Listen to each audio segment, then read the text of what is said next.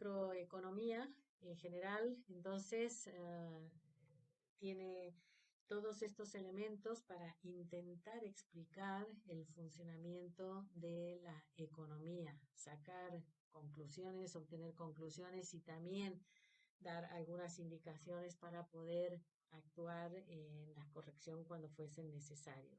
Entonces, la macroeconomía se nutre y debe observar lo que son las fuerzas internas en el mercado, el funcionamiento, cuáles son las variables responsables de estas fuerzas internas, debe tener en cuenta también lo que son las perturbaciones externas, porque estamos todos interrelacionados, interconectados a través de las actividades que realiza un país en el sector exterior, por ejemplo, y además brindar información que sea útil para que los agentes decisores, tanto del sector privado como del sector público de un determinado país, puedan tomar sus decisiones y en el caso del sector público, el gobierno tomar medidas o políticas de carácter macroeconómico que ayuden a llevar a la consecución de los objetivos. En este sentido, los objetivos más importantes macroeconómicos que tiene cualquier gobierno, los tres primeros, los fundamentales, son el crecimiento, la inflación, mantener un crecimiento sostenido de la economía, mantener un sistema de precios estables para poder controlar la inflación y mantener un buen nivel de empleo dentro de la sociedad, o sea, mantener bajo control las tasas de desempleo. Estos son los tres más importantes, pero no son los únicos objetivos de la macroeconomía.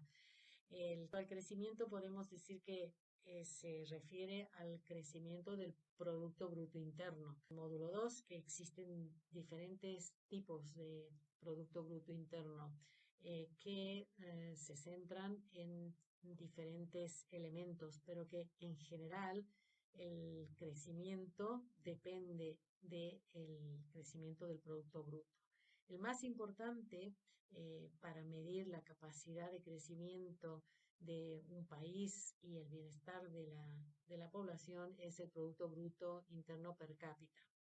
Tenemos que el, es el objetivo clave, el crecimiento del Producto Bruto per cápita. Si el producto simplemente es una relación entre el Producto Bruto y la cantidad de habitantes de un determinado país. Si el Producto Bruto crece a mayor ritmo que lo que crece la demografía de la población, entonces el nivel de vida aumentará. Pero si el Producto Bruto crece a menor ritmo que la población, obviamente el nivel de vida se verá afectado negativamente.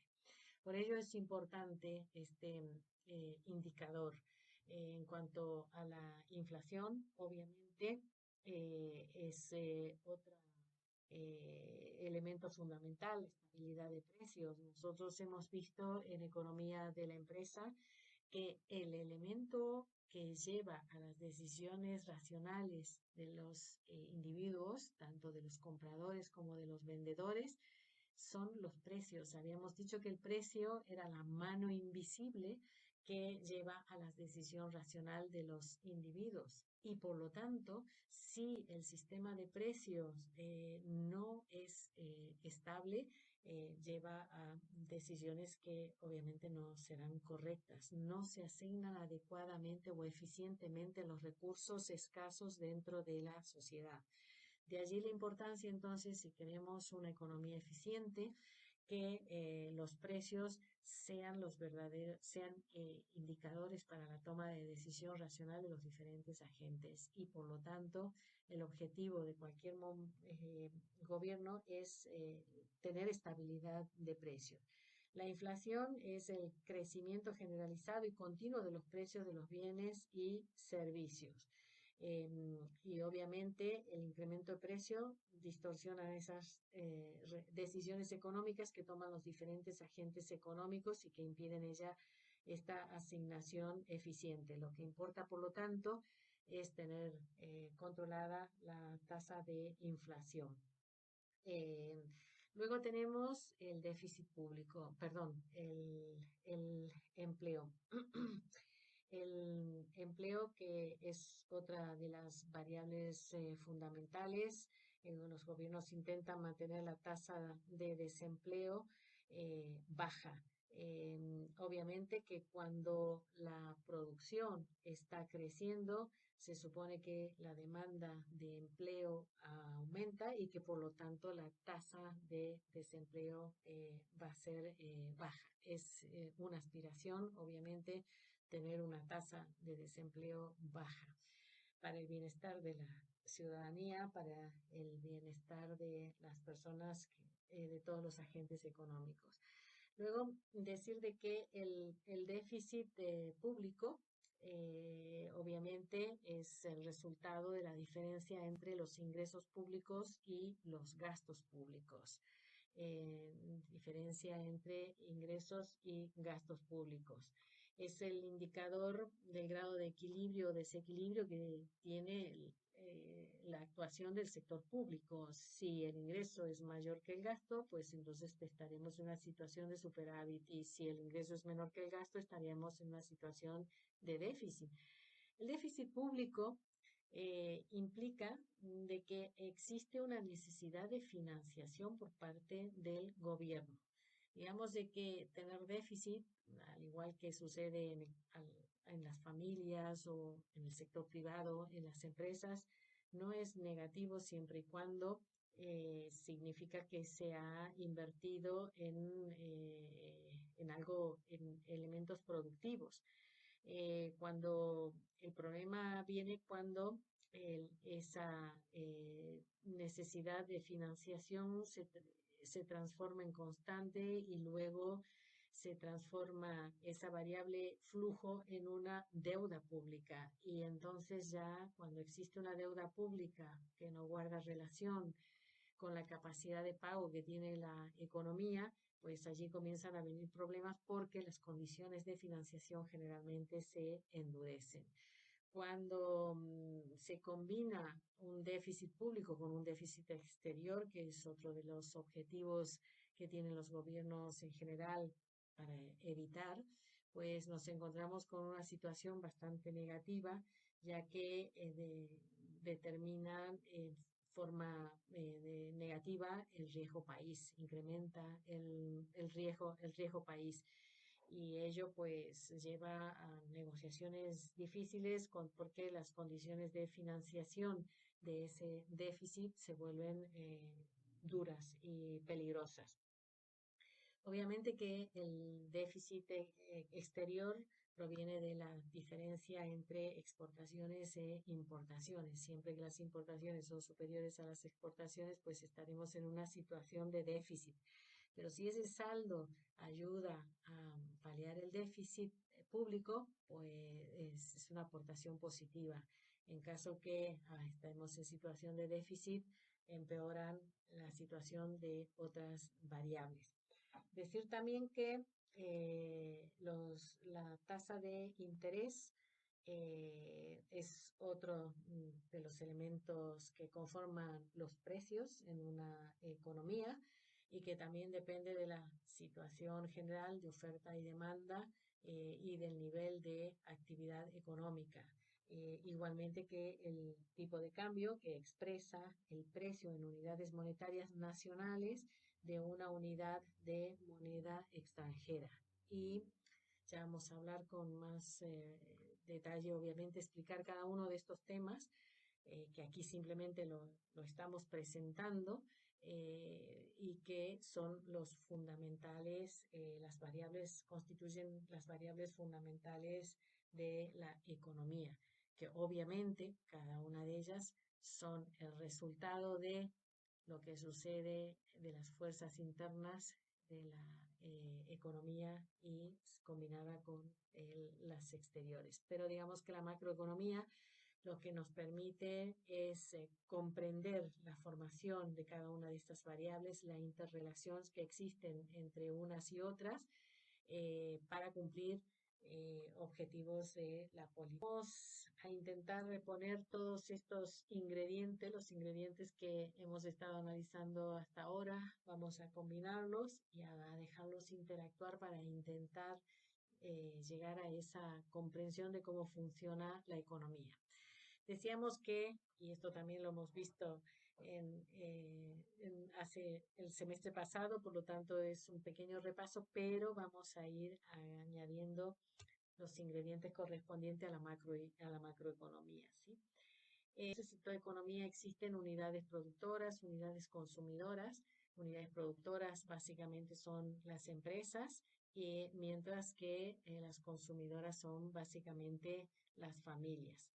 Las empresas lo que hacen es decidir libremente qué es lo que van a producir y cómo y cuánto. Las empresas tienen cada una su propia función de producción, que depende obviamente de los factores, la combinación de factores productivos que utilicen, capital, trabajo y tecnología en este caso, y realiza su producción, la cual constituye la oferta, pero la sumatoria de las funciones de producción de todas las empresas sería lo que va a constituir la oferta del sistema, de la cantidad de bienes y servicios que se van a llevar al mercado y al cual luego obviamente acudirán las familias a demandar esos productos y servicios y que obviamente deberán pagarlo. Las empresas recibirán el ingreso por la venta de esos productos o servicios. Entonces aquí, como ya sabemos, estamos hablando de que en la economía se genera un flujo de bienes y servicios y un flujo monetario.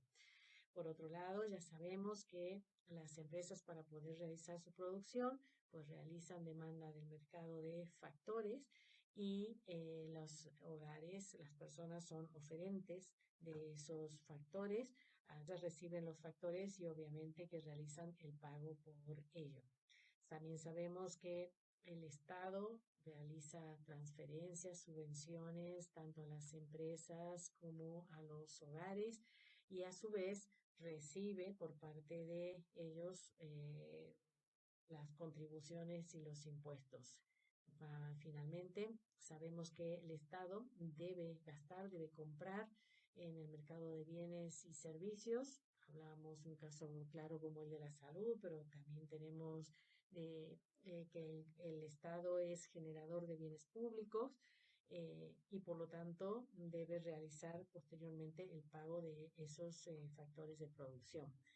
El hecho que el Estado sea también un productor y que actúe en la economía genera una serie de externalidades que a veces son positivas y a veces son negativas. En otro módulo vamos a hablar de las externalidades. Lo que queremos es avanzar para llegar a plantear el esquema de lo que sería un modelo general para la comprensión de una economía. De momento hemos hablado de que las familias, las empresas y el gobierno realizan una serie de ofertas y demandas en un mercado de bienes y servicios. Por otro lado, no lo hemos visto, pero ya lo explicaremos, existe el mercado que las variables financieras. Por ejemplo, en el caso del dinero, hay oferta y demanda de dinero. Las personas demandamos dinero por diferentes motivos.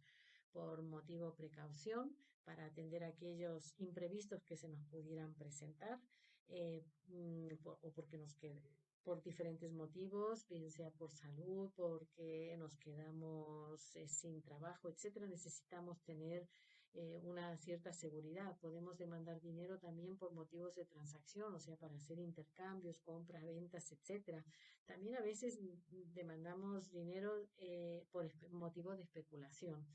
Y luego tenemos que hay una oferta monetaria, vamos a estudiar el papel del Banco Central, vamos a explicar cómo se pone dinero en el mercado, cómo crean dinero los bancos también a través del propio mecanismo del sistema, etcétera. Esto lo vamos a hacer en el módulo 4, Pero tenemos que saber también que obviamente en el mercado de dinero también hay un equilibrio. ¿Qué opinamos? La situación de equilibrio entre los dos mercados, estamos hablando de una relación de lo que se llama el modelo ISLM que nos marca la situación de equilibrio de esos dos mercados y que vamos a estudiar esto en el módulo 3. Eh, Hemos hablado de que es importante el comportamiento a largo y a corto plazo de determinadas variables y la función de producción normalmente está afectada fundamentalmente por la situación del mercado de trabajo, ello en el corto y en el medio plazo. En el largo, ya que en el corto plazo y en el largo plazo el factor de capital, por ejemplo, es una variable rígida, un dato del modelo de que no se mueve y que por lo tanto tiene más valor, más consideración el tener en cuenta el efecto del mercado del trabajo en la función de producción que realizan las empresas. Esto constituye lo que denominamos oferta agregada. Por otro lado, las variables que conforman los mercados de bienes y el mercado de dinero conforman lo que se denomina demanda agregada. Y de esta forma podemos hablar de un equilibrio general del modelo teniendo en cuenta la oferta agregada y la demanda agregada. De este flujo circular de la renta que hemos estado analizando, decimos de que la visión agregada de la economía percibe la actividad de los flujos entre familias, que son las unidades de consumo, y las empresas, que son las unidades de producción.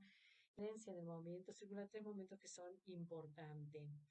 El de gasto o demanda, el de la producción u oferta y el de la renta o ingreso.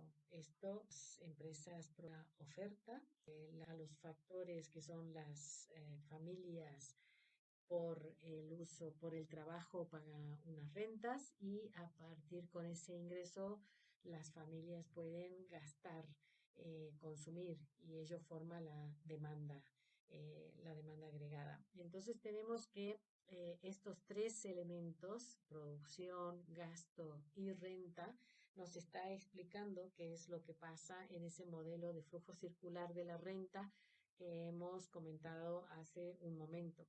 Entonces, por esta razón, el equilibrio se establecería la siguiente entidad, o sea, el gasto de las familias es igual a la producción y la producción es igual a la renta. El gasto agregado configura la demanda agregada, la producción, la oferta agregada y el ingreso, y que lo representamos con la letra I. El gasto agregado entonces es lo que se ha gastado y que puede haber sido gastado en consumo, en inversión o en el gasto del gobierno y las exportaciones netas. El producto hace referencia, el producto de la producción agregada, al monto total de bienes y servicios que se han producido en la economía y que normalmente lo medimos a través del Producto Bruto Interno.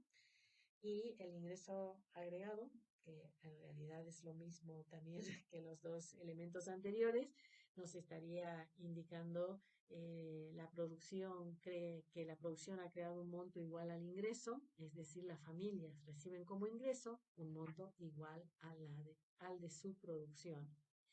Y este es un supuesto, digamos, de el modelo. Este punto vamos a iniciar con el concepto de lo que es el Producto Bruto Interno. El Producto Bruto Interno, ya hemos dicho, es el indicador básico de la actividad económica. Podemos definir al Producto Bruto Interno como el valor de todos los bienes y servicios finales que se han producido en el interior de una economía y en un periodo de tiempo determinado. Entonces, vemos que hablamos de valor. Estamos hablando de valorar los bienes a precio de mercado.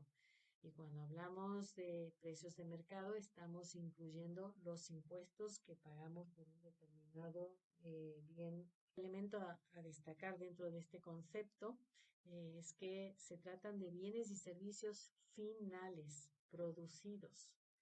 O sea que aquí vamos a tener en cuenta que únicamente se van a considerar los bienes y servicios que se han vendido a usuarios finales. Es lo mismo que sumar el valor que añade cada eslabón de la cadena productiva y deducir los consumos intermedios, porque obviamente que en el valor final están incorporados los consumos intermedios, si no estaríamos realizando una doble contabilización y ello no sería correcto ni porque no sería cierto. Entonces, en este caso, no se deducen las amortizaciones porque ya hemos deducido los consumos intermedios. Decir entonces que si estamos sumando valor añadido, no debemos incluir los terrenos, porque los terrenos no son producidos, ¿sí? Tampoco se tienen en cuenta las acciones, porque las acciones no son un bien o servicio, son representativas de un título de propiedad, de una promesa de pago o de cobro. Por lo tanto, vemos de que tiene una cierta dificultad el realizar una medición de lo que son todos los bienes y servicios del Producto Bruto Interno. Es decir, hay que llevar unas ciertas cuentas y realizar unas estadísticas y cálculos, ajustes para no duplicar y para realizar una medición correcta. Además, la variable temporal, aquí también la tenemos, producidos durante un periodo de tiempo determinado. El Producto Bruto se puede medir en diferentes momentos y con diferente frecuencia, puede ser trimestral, puede ser anual o de referencia para las comparaciones internacionales.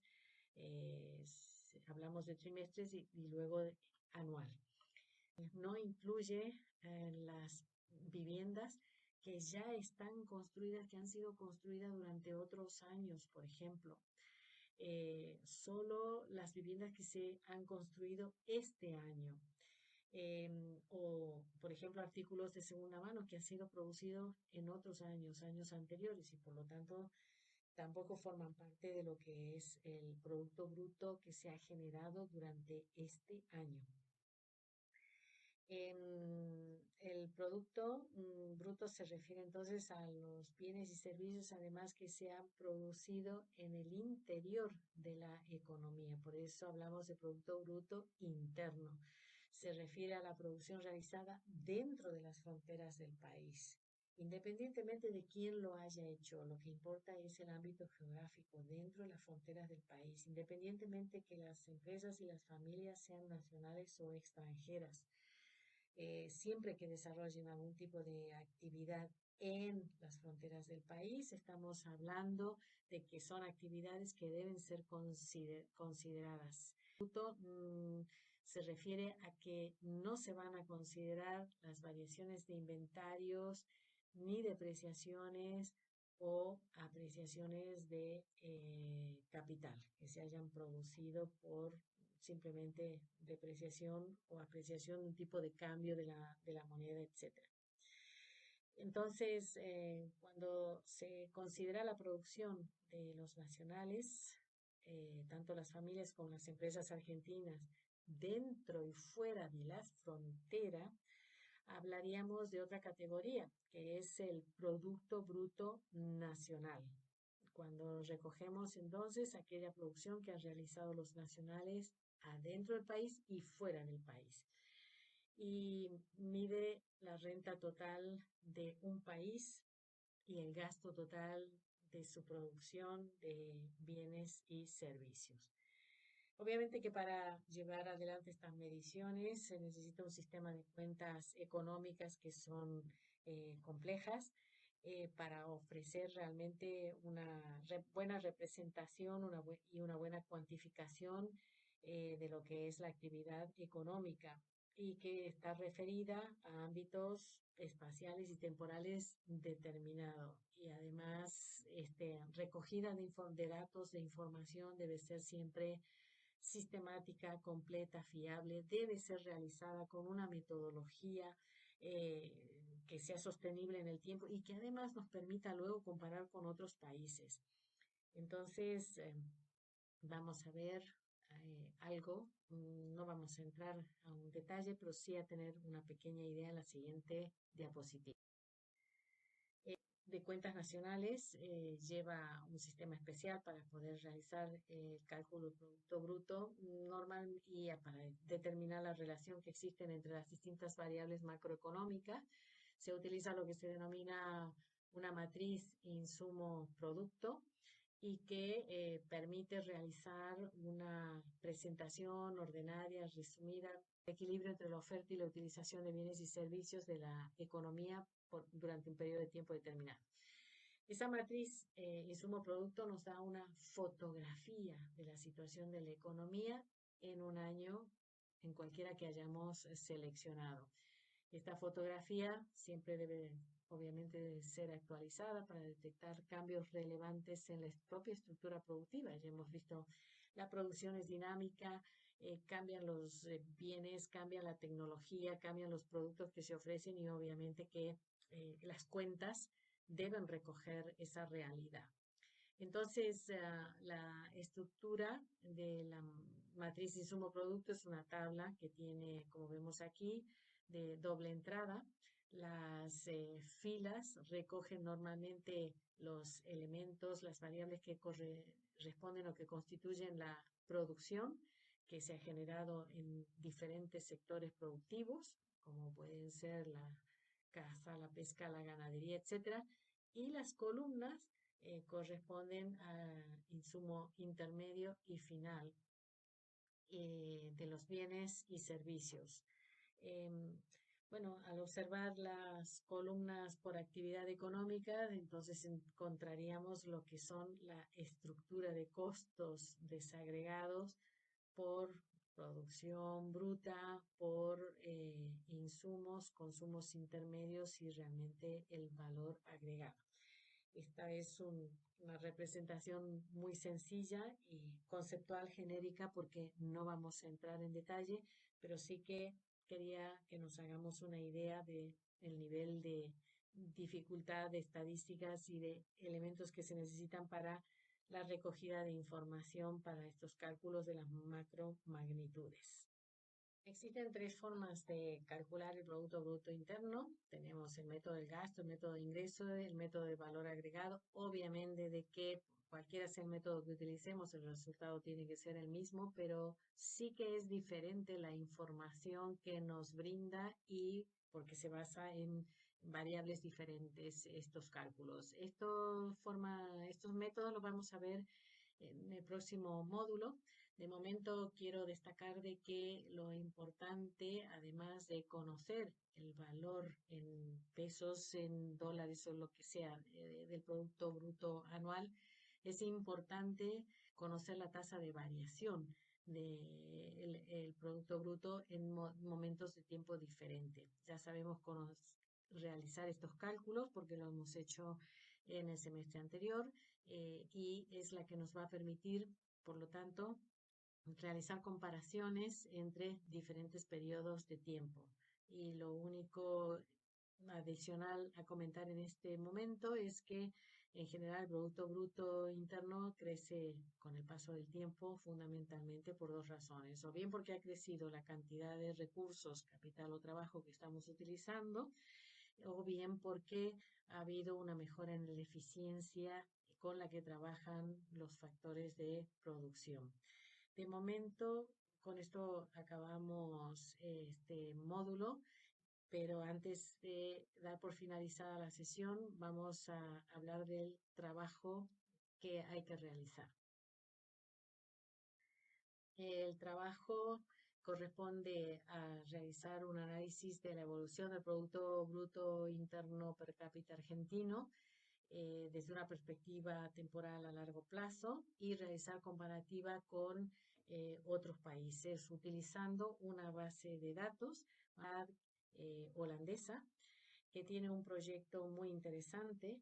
Y si alguno de ustedes ya ha consultado el link que había puesto en los objetivos del módulo, verá de que esa tabla dinámica se ha construido en base a esta a esta base de datos, justamente la de el Madison Project Database del 2018. El trabajo consiste en ingresar y descargar el Excel, un Excel, y a partir de allí realizar una serie de actividades con el Excel, comparando la situación económica del crecimiento argentino con determinados países, diferentes tipos también de producto bruto, realizar gráficos, está detallado todo eso